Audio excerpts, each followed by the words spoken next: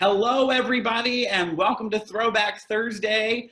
I'm your host, Kurtis Overby from the Arizona Broadway Theater. I just want to welcome everyone that's watching, and thank you so much for watching.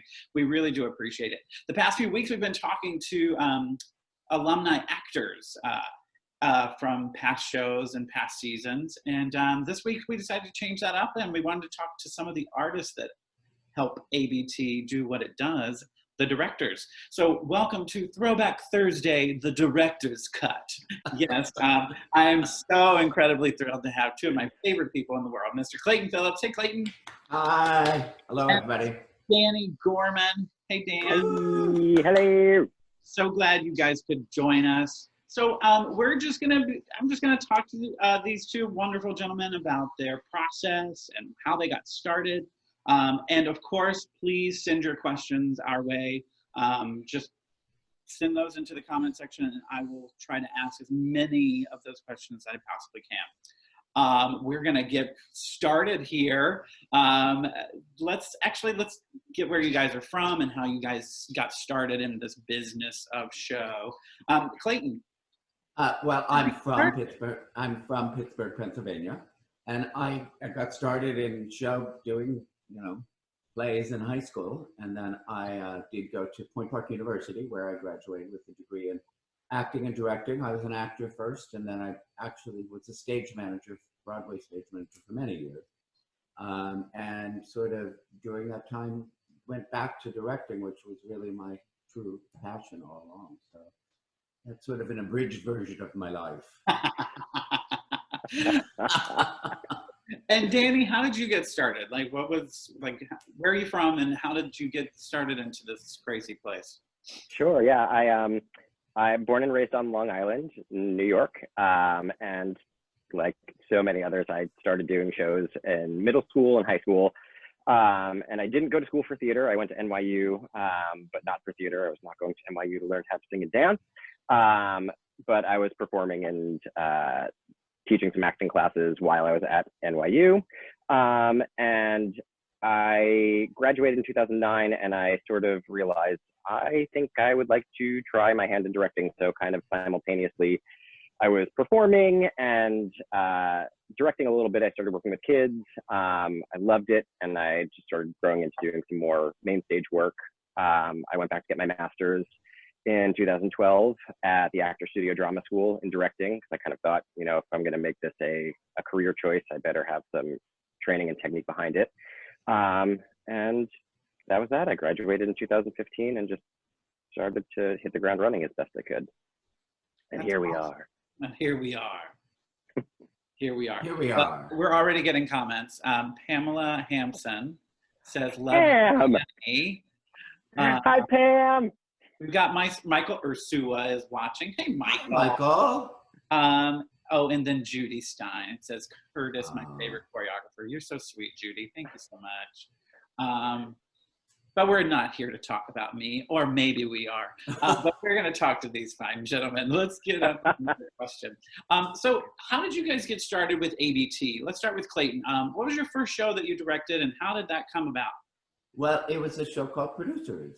And it came about, that show. We actually never heard of it. To Jared and Michael Mackesy last week. Yes, who were on last week, and I couldn't watch it, which really made me sad. But it came. I know that you there was another director on board for it at some point, and he wasn't able to do it. Mm-hmm. And it just timing-wise, I had been recommended to Kyle, and I had written to Kyle and said, "Hey, if anything," and literally the day you lost your director, he called me the next day and he said, as a matter of fact, would you be interested in the Producers? And so that was how I started there. Oh, and then, God, I've been there a lot since then. You have.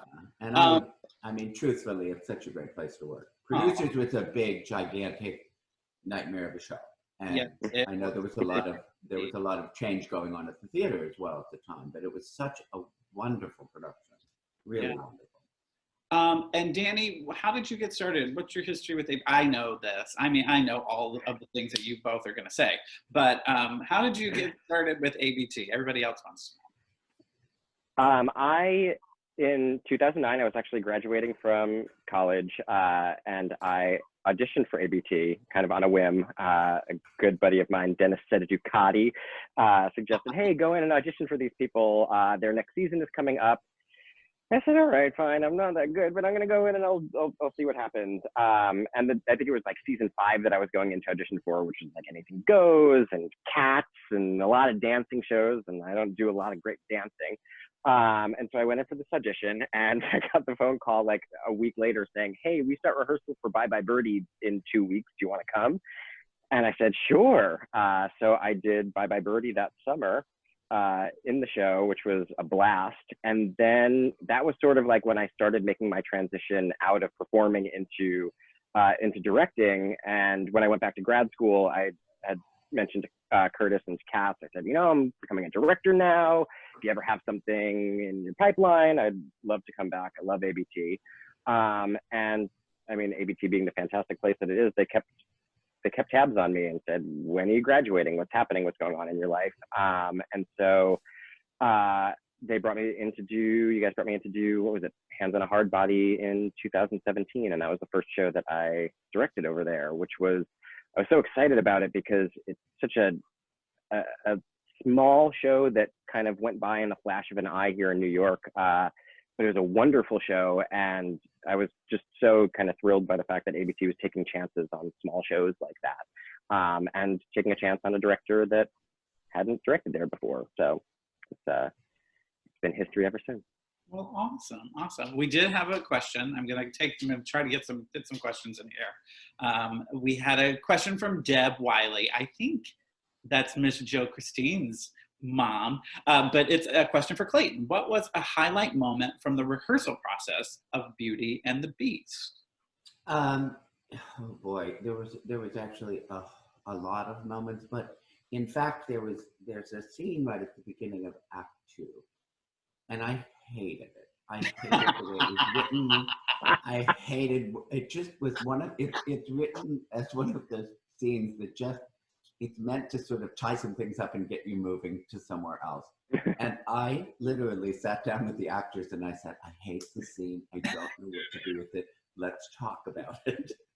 And the process of discovering what that scene was and how to really make it work and make it not just be about information, but create something that was dramatic was really a highlight. And Tony was actually like, so he and Jill sort of really helped me sort of clarify something that so those kinds of things for any show are always important to me, when it's something where you go, what do I do with this? I don't know how to make it work. And that you feel trusting in your performers or your choreographer, whoever you're working with, to say, help me with this. Yeah. I don't know where to go with it. Mm. And that was really probably one of my favorite moments. Of course, I think the moment of Tony coming downstage in tech on the tower and our musical director thinking he was going to land in the pit on top of him was also a highlight. Speaking Berger of freaked out, and it was fun. He did. Speaking of the Beast, Tony is watching. Hi, Tony. Hey, Tony. Hey, Tone. Haven't got any questions for you, Danny. No one cares. No. Apparently. I'm kidding. Well, let's talk about some of the other shows that you've directed. So we now know, Danny, your first one was Hands on Hard Body. Yes. Clayton, the producers. What other shows have you directed for us? Because some people don't remember, or they don't really recognize that. Sometimes people don't recognize that we actually bring people in to direct shows. Mm. I think we all kind of do it in-house, and sometimes we do. But what other shows have you done, Clayton? Well, I followed producers about 6 months later with Funny Girl. And then Funny Girl, I did, I think after Funny Girl was, what was that Funny Girl? Not Mary Poppins came in there, but it wasn't Mary. Oh, it was Beauty and the Beast. Funny Girl, Beauty and the Beast, Mary Poppins, Mamma Mia. I think that's it. Is that everything? I think so. Yeah. So and La Cage, you just did La Cage. And La Cage Fall, after Mamma Mia and La Cage Fall. It was beautiful. It looked so beautiful. I didn't see Oh, it, but it looked so beautiful. well, thank you. I have to say, Lacage was really a high point. It was a highlight. It really was. Yeah. I mean, all of the shows, not to be me just talking, but so many of those shows, like Mamma Mia is a show that I never really wanted to direct. And when you told me, we want you to direct Mamma Mia, Cass, and you were so excited about it. And I thought, oh my God, how do I do this? Because it's just not my kind of show. I didn't think. But again, it was one of those shows where I said, I'm not going to just make it a, rock and roll thing, and I'm going to dig into the characters and make it about something. And it's a very strange show to direct because the lyrics don't have anything to do with what you're directing. But it actually was one of my favorite shows to direct. Yeah, awesome. It really was, really was. And Danny, what other shows have you directed since running? Well, I kind of want to hightail something that Clayton said, which was there's something so wonderful about, Cass and Kyle and you, Kurtis, about offering shows to directors. They think, I don't know if I can do this. And that has kind of been my experience with every show that I've done with you guys, which Hardbody was the first one. And then Bridges of Madison County was my second one a few months later, which was total flip of the genre. And then Titanic, which also was so like beyond my capacity before I kind of got into it. And then Addams Family. So everything that I've kind of been able to do there has taught me something about myself, something about the craft, something about, what makes good entertainment and what makes a good performance. And it's a very, very exciting place. Well, just to tag on to what you're saying, we take so much from both of you when you're there. Like we really, you say you take away something from us or what have you, but we take so much away from both of you with your knowledge and even your just collaboration. You're willing to collaborate and make something that's entertaining. I think that's the key. I think that the idea is, okay, we could do a big old piece of art and it would be fun and it'd be whatever it was. But I think we really try to, stay in that mindset of entertainment. Is this entertaining for people that want to see the show? We take so much away from you guys with your process, and we learn so much as well. So thank you. I do have a couple questions from Pamela. Hey, Pam. Hampson. Hey, Pam. I feel like we're besties now. The question is, what is the highlight of your directing career so far? And we're going to get into some of that, I think, a little bit. Wow. Yeah, Pam, we're going to talk about it. I got a little heads up on where we're going to go with it. So I got you. A breakdown of I got you. There's also another question. Danny, was it difficult to find the perfect cast with family chemistry for Addams Family? So that's a great question, and it's also something that I don't know if too many people know, but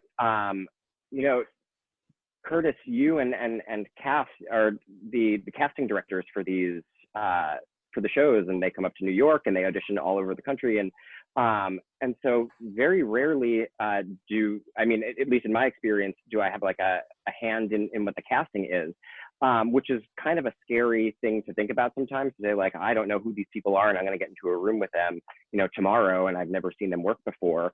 And in every single show that I've done, it hasn't been a problem at all. So, I can't take any credit for the casting of the chemistry of the people ahead of time. Those are just exceptional performers who were so right for their roles and did such an incredible job. And it was an exciting opportunity to work with actors like that to kind of like shape them into the family that they became. But that was, great casting before I even got there. So thanks for that. Yeah, I just tag on to that just a bit. I the same thing. I remember the first time, I was told we do the casting, and it was sort of like, oh, okay. And honestly, I'm so impressed with how Kurtis also understands what I'm looking for. He'll talk to me about what I'm looking for, and he understands that as well. So it's not like, you're just blindly going, okay, what am I going to get when I get there? And you know, maybe once or twice there's been an actor that both of us have said, oh, that was a mistake. But, you know, not bad. Nothing that was like, oh my God, they're destroying the show. You know, Well, I have to say, you know, and honestly though, I mean, a perfect example is our lovely friend Tony. You know, I called when I was doing Beauty. As soon as he asked me to do Beauty and the Beast, I said, would you please look at my friend Tony for the role? Just because I think he's perfect for it.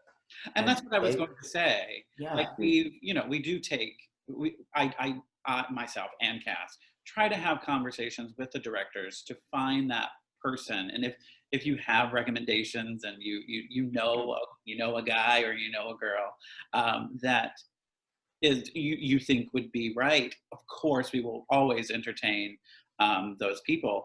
And most of the time they're really great people, i.e. Tony was incredible and he went on to do Sweeney Todd, and you know, he's a family member now. So, let's go on to a couple more questions and then we'll get into some fun stuff. What is the first thing, both of you, this is both of you, what is the first thing that you do when you're thinking about how to direct a show? Like, what's that first director moment? Like, what does that look like for both of you? Clayton? For me, it's, I try to just clear my mind of anything that has come before. Just sort of say, I'm not going to look at the movies. I'm not going to look at, and I go and do my own research as if somebody came to me with an idea and said, I'm going to do a play about a girl who's in the forest and finds a beast. So you do the research, you find the original. I went to, even with Beauty and the Beast, I went to the original story and looked at that. And it's actually what inspired what the set was, because I talked to Paul and I said, I want the castle to be as much of a character of the piece as the actors. So, because that was in the original book. So that's my first thing, is to literally try to wipe my brain of anything. Now, when I talked to you early on, I asked you the same question, and you said the first thing that you do is you have a stiff drink. Well, that's true. I get drunk before I wipe my brain. That's how I wipe my brain. So, I get really drunk. Serious point. You take it from a blank slate method, kind of like, I got to go blank slate. I've got to figure out. And that doesn't mean that I don't ultimately get back to some things, because you don't want to throw away wonderful stuff. But sure. With everything, with Mary Poppins, I went and read every one of Mary Poppins' books, and I came into it and sat down with Renee, and I said, I want to find the mythology of this character. Because to me, it was a mythology, but the piece was about a mythology. And well, that's a great segue moment for me. I have to let everybody know that we actually do have Storytime Saturday with ABT's Mary Poppins, which is with Renee Coer, on Saturday mornings at 10 a.m. And it's a wonderful 30-minute little episode for kids. There's singing, there's dancing, there's projects about, I know the past 2 weeks, the first week was about emotions.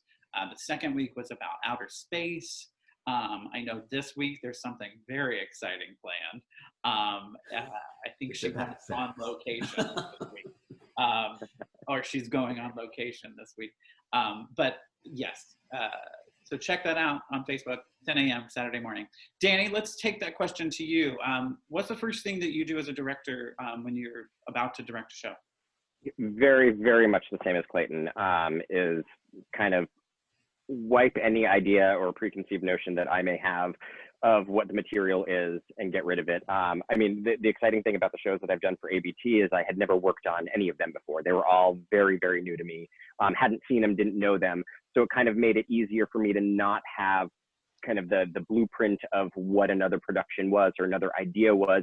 It allowed me to just kind of get into what the source material was. And that's my way in always, is the source material and the people. I kind of early on when I started directing, I realized that like there has to be an in for everything. I was directing a production of Annie, which was not a show that I particularly cared for, but I was like, how do I get into this? Like, what makes me what makes me excited about this, because I also think it's our responsibility as directors to be the most excited person in the room and have a clear idea about like why we're telling the story. And so for me, my in was Miss Hannigan. I was like, who is this woman? She's wild, but interesting. And that kind of informed everywhere that I went with that. And so that's kind of my way in nowadays, is kind of strip it away, read it, take it in, go back to the material, and then find out who these people are at their truest, most unique selves. Sure. And it all builds out of that. I just want to say hi to a few people that are watching us on Facebook. Hi, Sam. Hi, Phil. Hi, Robbie. Thanks for watching, everybody. I hope everybody's doing well. And Caitlin, love to you as well. Oh, Caitlin. Hi, honey. Great. So let's not talk about theater as much. Let's actually ask some personal stuff. What's on your playlist? What are you listening to right now, Danny? Drinking. I am listening to Dua Lipa. Amazing. I'm waiting desperately for Gaga's new album, but it leaked, and I'm not going to listen to it because I'm going to be a good monster, and I'm going to wait for it. And also 2 cast albums that are getting me through everything. The Moulin Rouge soundtrack, which is bananas. I saw it on Broadway in their dress rehearsal. It's crazy. The music is so much fun. It's just like mashup after mashup after mashup. And the cast recording of Head Over Heels. Great. It's just like, if you need a lift, if you need some boost and some pep in your step, go that route. Awesome. Clayton, what are you listening to right now? Wow, I need to get Head Over Heels now. It makes me want to get Head Over Heels. I am weirdly sort of this retro. I've gone back. I was listening to every Janis Joplin song. Janis Joplin. Big Brother and the Holding Company and all of that stuff. And then I moved into Melissa Etheridge, who's my sort of, oh, wow. You know, I was doing a lot of that kind of stuff, Warren Zevon, really into that kind of world for a really long time. I wanted to just pull myself out of theater. But then, you know, I go back to the some soundtracks that I've been listening to. But again, nothing, I mean, I listened to Dear Evan Hansen. I've been listening to a lot of some of the newer stuff. But I go back to listen to Sunday in the Park with George probably every day. Because it's the show that speaks to me the most of any of his shows, I think. So pretty much every day I listen to that at some point. I just throw it on and listen to it if I'm working. You know, that's what I've been listening to. More retro, not a lot of contemporary stuff. Yeah, I've been listening to a lot of 90s soft. Oh, yeah. Yes! Don't know why, but I was like, it was like when I was graduating and I was kind of like in that, I was like, I just want to go back there for right now for a hot second, you know, just want to be taken away. I think it's just the escapism of, you know, and that's what theater does. Of course, we all know that, but the music does it as well. And that's what I've been listening to. And what are you binging on Netflix, Hulu? I don't know if I'm allowed to say those names, but I did. Copyright. What are you watching, Clayton? Well, I'm in the middle of Hunters right now. What now? Hunters. I'm in the middle of Hunters right now. Is that on Hulu or Netflix? It's on Amazon Prime. Oh, Amazon Prime? Yeah, with Robert De Niro, and it's about the Nazi hunters that were in the right after the war. Very dark. I was trying to stay away from dark, watching Tiger King, and I went and finished all of Schitt's Creek and all of that stuff. And there's a show called Special. Have you watched Special? I have watched every episode of it. Love it. So good. Have you watched it, Danny? No. Watch it. It's on Amazon.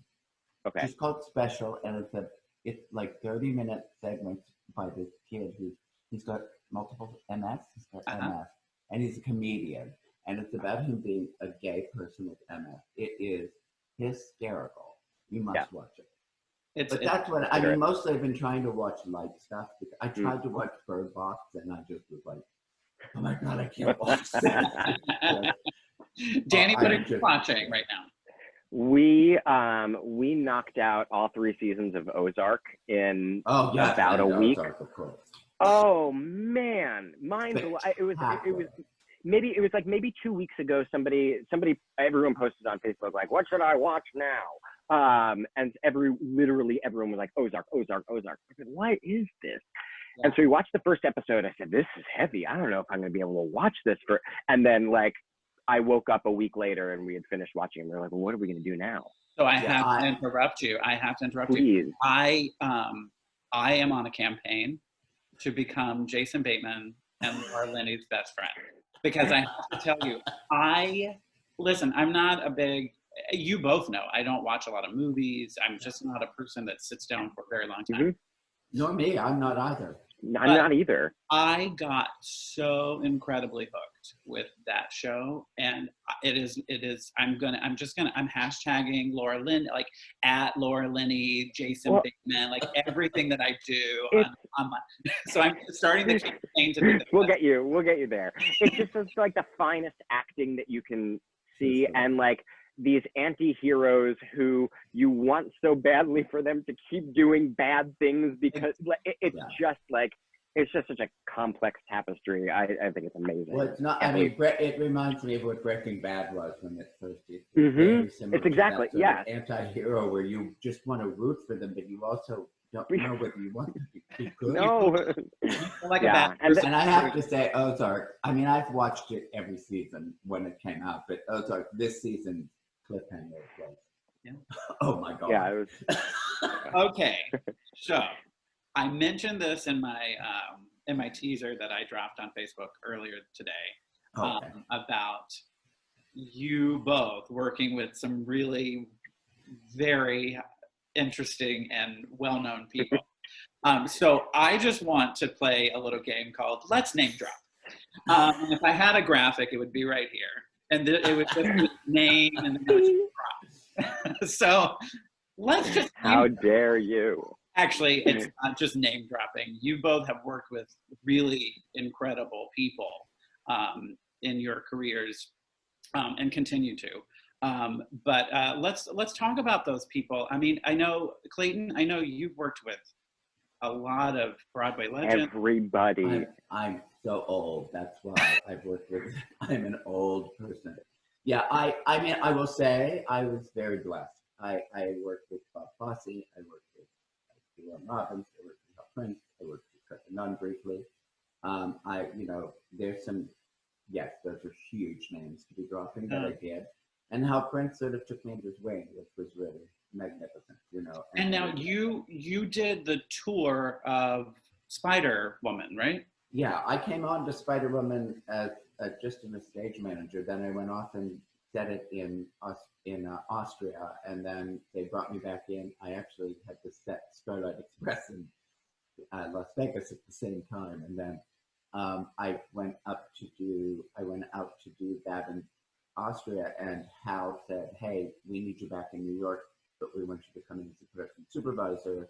I came in and I put Vanessa Williams and Howard McGillen and Stokes into Spider-Woman, and then Hal said, "Oh, you need to direct the tour." So I mean, his name is on the tour, but I directed the tour. Sure, but you did it, sure. Yeah. But you've worked with so many great people, and I can't even imagine the knowledge and the experiences that you had with them. Yeah, I mean, you can go to Jerome Robbins' Broadway. That it was every dancer that ever existed at the time was in that show at some point. Yeah, one of the greatest dancers ever, and he is a genius. I mean, he was a genius.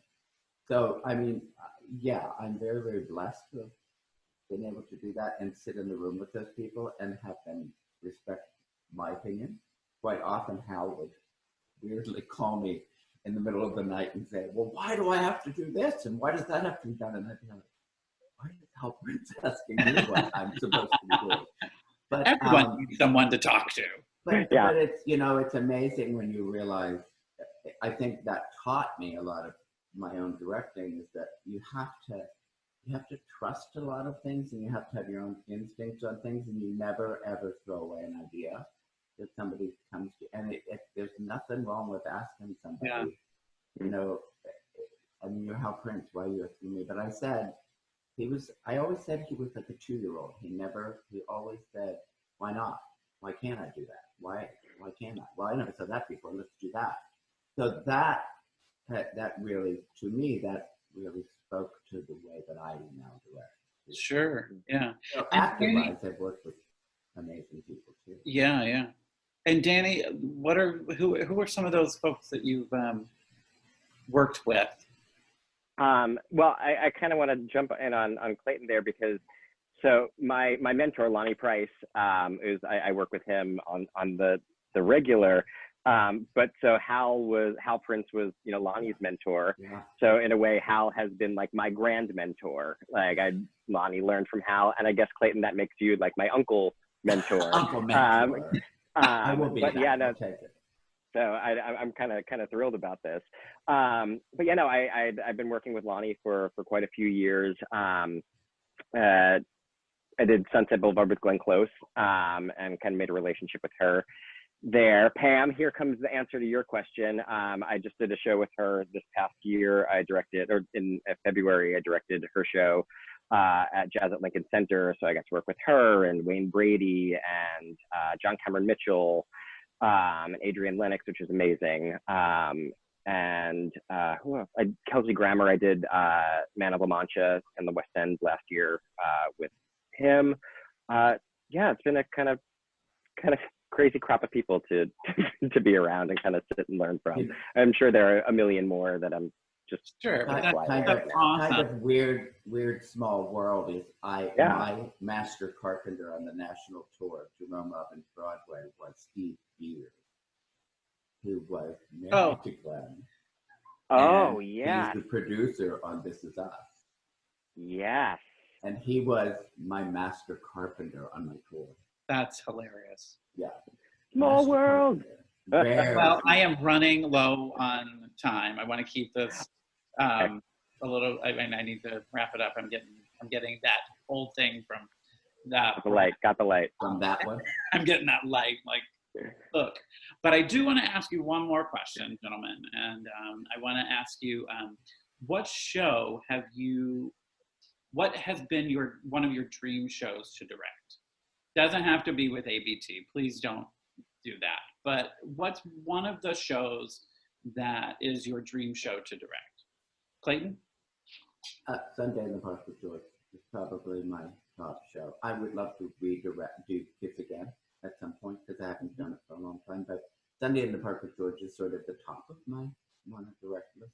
Okay. Now, if we're only talking about one show, that's yeah. And Danny? Ragtime. Ragtime. Yeah, that's my next one. Great. Sunday in the Park is my next one. So here we go. Well, fantastic. Hey guys, thank you so much for spending this half hour with me. Highlight of my week thus far, I have to tell you. This was great. We should just talk sometime. We should all just get off of this and Zoom sometime. Yeah, stop recording. We're going to stick around after that. Oh my God. Thank you so much. And thank you everybody for tuning in and watching and sending your great questions. It's been fantastic. We're going to, a couple of things before I let you go. We do have our Quarantine Cabaret, which will be tomorrow night at 7:30 Arizona time. And we've got some wonderful people. It's kind of entitled Tale as Old as Time. We're going to do kind of fairy tale storytime, storybook songs tomorrow. And you'll recognize a lot of those faces tomorrow. So I'll be back tomorrow night at 7:30. So check us out on Facebook Live. And of course, Storytime Saturday, which ABT's Mary Poppins, Renee Coer. She has her story time on Saturday. We have something on Monday, which we just dropped this past Monday, which was Makers Monday, which is our lovely and wonderfully talented she's so talented. Mary Rooney. The greatest. Shout out to Mary Rooney. She's going to be doing crafts every Monday. Something unique, something fun, something practical that you can find around your house. I've already talked to her about what this week is going to be. I hope it's, I can't wait. Anyway, and then of course, Tap Along Tuesday with yours truly, of course, and then Workout Wednesday, which we have a lot of certified trainers that work for us and work with us. And they have been so gracious to volunteer their time and a wonderful workout for everybody. So check us out. We're all over the place. We're trying to be as forward thinking as possible. We had meetings this week to discuss our reopen plan. So we're working, and we're hoping that we can see everybody really, really soon, not just through Facebook Live, but live and in living color. Thank you, gentlemen, so much for joining us. It's been Thank wonderful. you. Love you, Kurtis. Yay, thank you. Love you. Mwah. Bye. Love you. Mwah.